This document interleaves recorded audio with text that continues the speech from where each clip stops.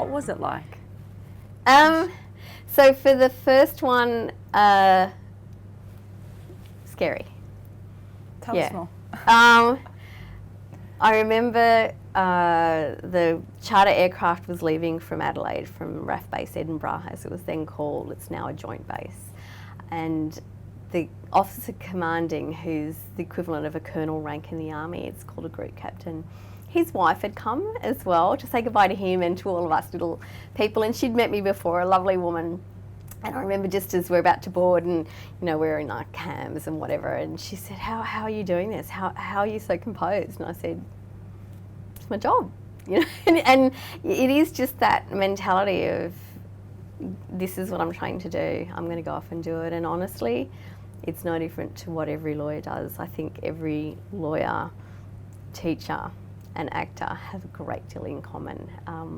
We put on our war paint and we go to work, and it could be in court, it may be behind a desk. It's partly the expectation of others, and lawyers in Army, Air Force and Navy are all officers, and there's an element of, not that other ranks, which are the sort of sergeants and so forth, are in any way lower than us, but that you have a duty of care. If I'm wigging out, you know, they don't know as much as I do about all the background to the operation and why we're going. So there's an element of kind of, I want to keep my cool so that others do.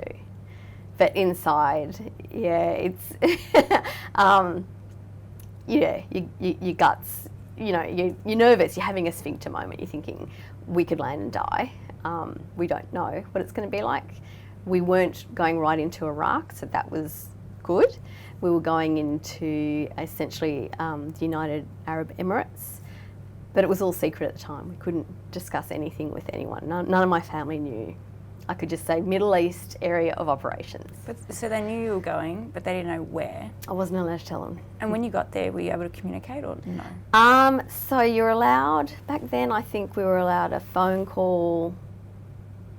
I don't think we had one for the first 2 weeks. We just weren't set up. Yeah. And then I think maybe once a week. We had a computer system that was internal and secure. It was a secret system, so you couldn't email that back home. But eventually they came up with a kind of recreation room which had open internet and people could use games to play with, and they could, you know, Skype back home, and it got better. So by the second deployment, it felt like I was going into a pretty good 2-star hotel. They'd even grown some grass with wastewater. Like, it was so much more of a camp, more like a normal exercise, which is what the military call training for war. You go on exercise. So you'll spend a lot of time going on exercise to play war before you go. So you're very used to whatever, eating a ration pack, having little sleep, moving around. Yeah. They get you used to it.